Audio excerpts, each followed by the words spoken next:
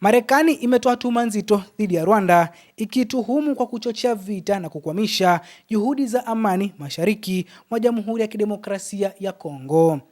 Tuhuma hizo zimetolewa wakati mapigano yakiendelea kushika kasi katika eneo hilo lenye rasilimali nyingi, huku waasi wa M23 wakisonga mbele na kusababisha vifo, majeruhi na wakimbizi kwa maelfu ya raia. Kauli hiyo ya Marekani imeibua mvutano mpya wa kidiplomasia, hasa ikizingatiwa kuwa wiki moja tu kabla marais wa Rwanda na Kongo walikutana na rais wa Marekani Donald Trump mjini Washington na kuthibitisha dhamira yao ya kuheshimu makubaliano ya amani yaliyoratibiwa na Marekani. Mapigano yanaendelea kushuhudiwa katika jimbo la North Kivu, hususan katika mji wa Goma ambao ni mji mkuu wa jimbo hilo. Waasi wa M23 wameripotiwa kudhibiti maeneo muhimu, huku picha zikionyesha wapiganaji hao wakilinda kambi na vituo mbalimbali vya kimkakati. Kwa mujibu wa Umoja wa Mataifa, tangu kuanza kwa mapigano makali mapema mwaka huu, zaidi ya watu 3,000 wameuawa, huku zaidi ya watu laki kadhaa wakilazimika kuyahama makazi yao. Mashirika ya misaada ya kibinadamu yanasema hali ya kibinadamu inaendelea kuzorota, huku hospitali zikilemewa na idadi ya majeruhi na makaburi ya pamoja yakiongezeka. Akihutubia Baraza la Usalama la Umoja wa Mataifa, balozi wa Marekani katika umoja huo, Mike Waltz, alisema Rwanda ina jukumu kubwa katika kuendeleza machafuko mashariki mwa Kongo. Waltz alinukuliwa akisema kuwa Rwanda inaongoza ukanda huo kuelekea hali ya kutokuwa na utulivu na vita zaidi, na kwamba Marekani iko tayari kutumia nyenzo zake zote kuwajibisha wale anaowaita waharibifu wa amani. Kwa mujibu wa Marekani, Rwanda imekuwa na ushawishi wa moja kwa moja kwa waasi wa M23 tangu walipoibuka tena mwaka 2021. Ikiwemo kutoa mwelekeo wa kijeshi na kisiasa kwa kundi hilo pamoja na muungano wake wa kisiasa unaojulikana kama Congo River Alliance au AFC. Marekani inadai kuwa majeshi ya ulinzi ya Rwanda yamekuwa yakitoa msaada wa vifaa, mafunzo na usafirishaji wa kijeshi kwa waasi wa M23. Zaidi ya hayo, Marekani inasema wanajeshi wa Rwanda wamekuwa wakipigana bega kwa bega na waasi hao ndani ya ardhi ya Kongo. Kwa mujibu wa kauli ya Marekani, idadi ya wanajeshi wa Rwanda walioko mashariki mwa Kongo inakadiriwa kufikia kati ya askari 5,000 hadi 7,000 kufikia mapema mwezi Disemba.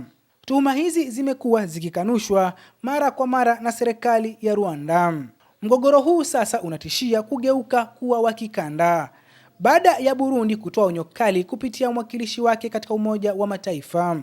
Balozi wa Burundi Zeifendri Maniratanga alisema kuwa kujizuia kuna mipaka na kwamba iwapo mashambulizi yataendelea itakuwa vigumu kuepuka makabiliano ya moja kwa moja kati ya Burundi na Rwanda. Burundi ina wanajeshi waliopo mashariki mwa Kongo kwa mwaliko wa serikali ya Kinshasa, jambo ambalo limeongeza mvutano kati ya nchi hizo mbili. Kwa upande wake, Rwanda imekanusha vikali madai yote ya kuhusika na waasi wa M23. Akizungumza katika Baraza la Usalama, balozi wa Rwanda Martin Gonga alisema Rwanda haipigani vita dhidi ya Burundi wala haina nia ya kufanya hivyo. Rwanda pia imetuhumu serikali ya Kongo kwa kukiuka makubaliano ya kusitisha mapigano, huku ikisisitiza kuwa inaendelea kuheshimu wajibu wake chini ya makubaliano ya amani yaliyojadiliwa mjini Washington. Waziri wa mambo ya nje wa Jamhuri ya Kidemokrasia ya Kongo, Teresa Nyakikwamba, alitaka Jumuiya ya Mataifa hususan Baraza la Usalama kuchukua hatua dhidi ya Rwanda. Alisema kuwa ulimwengu umefika katika wakati wa maamuzi, akionya kuwa kuendelea kwa hali ya kutochukua hatua kunahimiza utamaduni wa kutoadhibiwa.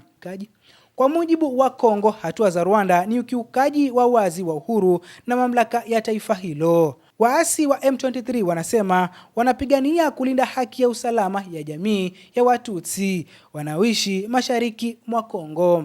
Hata hivyo, wakosoaji wanasema hoja hiyo imekuwa ikitumika kuhalalisha udhabiti wa maeneo yenye madini muhimu ikiwemo coltan, cobalt na dhahabu. Madini haya yana umuhimu mkubwa katika sekta ya teknolojia duniani. Waasi wa M23 hawashiriki mazungumzo ya amani yaliyoratibiwa na Marekani, bali wanahusika katika mazungumzo tofauti yanayofanyika mjini Qatar yakihusisha serikali ya Kongo. Hata hivyo, wachambuzi wanasema kuendelea kwa mapigano kunatia shaka ufanisi wa juhudi zao za kidiplomasia. Hali inayoendelea mashariki mwa Jamhuri ya Kidemokrasia ya Kongo inaibua maswali mazito kuhusu mustakabali wa amani katika eneo la Maziwa Makuu. Pia inaweka shinikizo kwa Marekani na jumuiya ya kimataifa kuhusu iwapo zitachukua hatua madhubuti dhidi ya madai ya ukiukwaji wa makubaliano ya amani. Kwa sasa raia wa kawaida wanaendelea kubeba mzigo mkubwa wa mgogoro huu, huku matumaini ya amani ya kudumu yakiendelea kuwa finyu.